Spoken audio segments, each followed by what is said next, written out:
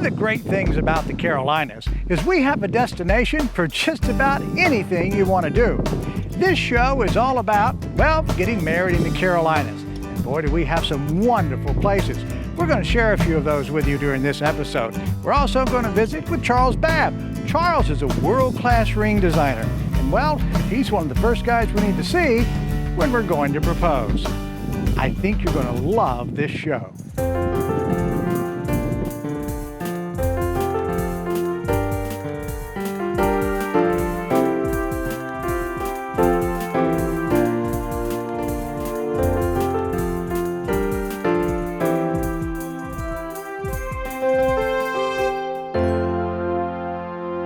This episode of Life in the Carolinas is brought to you in HD by Hampton Inn Suites at Phillips Place. Closed caption brought to you by Moosehead Grill, home of Uncle Donnie's national award-winning wings.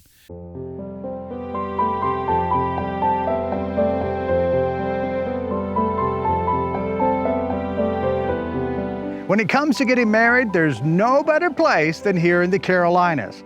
And finding that perfect destination, well, that's going to be up to you. But we found a place that's absolutely wonderful. And you know the way we tell stories, we like to find places with a great backstory. Well, we've certainly got one for you here at Slightly Different Nursery. So Paul, there are all sorts of stories about people who get married here at your place. There was one that I was reading about. It was particularly touching, I thought. Some months after the wedding, maybe 9, there was a baby that came. And she shared the story that the experience here was so wonderful that she named her daughter after the experience. She had a little baby girl, and she actually named the little girl Lily. So what does that moment mean to you personally? It hits you really deeply when you know that you put your entire heart, your entire life, your soul, everything into my garden. When it moves somebody to that level, it becomes extremely personal. Let's take a look at the rest of your place. Okay, great. I started a project over there about 6 or 7 years ago teaching the FFA kids horticulture over the winter. They had 2 little old dilapidated greenhouses that hadn't been used in years, and got them up and running so I could actually propagate enough perennials and everything to get the gardens beefed up for the American Daylily Society's National Convention that took place here in 2014. This is all a great situation. It was a true win-win-win. Yeah. The gardens look fabulous, so much that Oliver Billingsley, he's the most prolific writer of reference books on daylilies today. Been all around the world. He's been an editor in daylily publications for eons. He declared that out of the 400 plus national display gardens that the American Daylily Society has designated, he put me in as the #1. Wow. So that was kind of a neat thing. I was really appreciative of it. Yeah. So not only do you have a place that brides love, but you have a place that's been recognized within the daylily world, the society, if you will, which has over 6,000 members, if I understand correctly, as the top place in the world.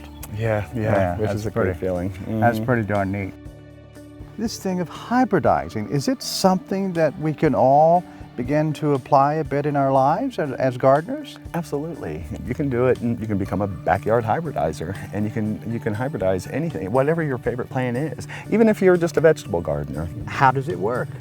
It's actually relatively simple, Carl. Okay. I mean, it's as basic as essentially I'm getting paid to have sex in the garden. It's kind of the truth. Okay, all right.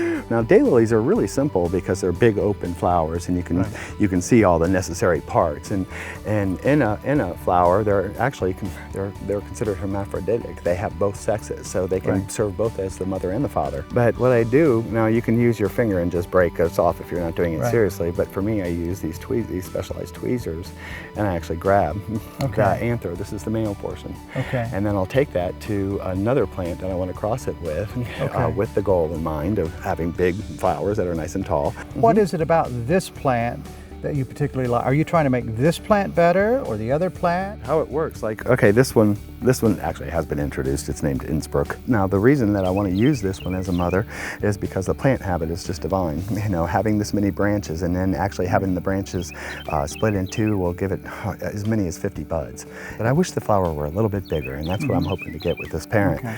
So it's a real simple process. You know, this is the female part here. This is the style and the stigma on the end. All you have to do is just lather the pollen right over the top. Ah. And within 2 or 3 days, I'll be able to see a seed pod develop.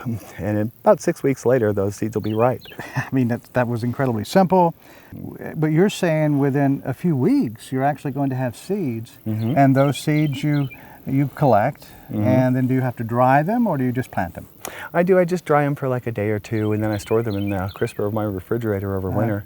All right, so folks, I'm officially becoming a hybridizer, right? There you go, Carl. Give it a shot. All right, so here we go. I believe in you, man. Take this, and this is the female part here. There you go. And just rub it on just like that. There you go. And there it is. Voila. I didn't have a model to go by when I became a wedding venue. It was as a result of having fundraisers, and people who attended them thought it would be a great place for a wedding, and ever since then I've just been kind of letting it happen. But you do something a little special for your brides, don't you? Well, with the weddings here, they have 3 full days, and I get to know their personality and their favorite colors. But because of hybridizing, it's a 6-year process. But I always have a few extra that I set aside, and out of all of those, I can pick one that matches the personality or the favorite colors, or both, hopefully, of the bride and the groom. And what I do, there might not be a whole lot of it that exists, maybe 4 or 5 divisions, but it's all that exists in the world. And on the day of their wedding, I'll register it, then officially register it as a new cultivar in their name. So as they grow, that daylily grows, and of course, as their family increases, they can divide it and pass it down to the rest of the family for generations to come. Wow. So it's really my goal that someday some little girl will be telling her little friend, you see that daily over there? That was named for my grandma and grandpa on their wedding day. Right. Oh, that's wonderful. It's kind of so fun. so that is a very unique thing for a bride. Slightly different. Yes, slightly different, slightly different. You can walk away with. So really you're given a multiple day experience where many venues have a much shorter time period. You learn at 3 days. Yeah, and they feel so much more relaxed because they're not under stress. It's a memorable event, and in my book, they, maybe because I'm from a big family, that we know how to give a party. That in the end, it's your relationships that you remember. Why not make it a memorable event, for the whole family? At weddings, love is in the air.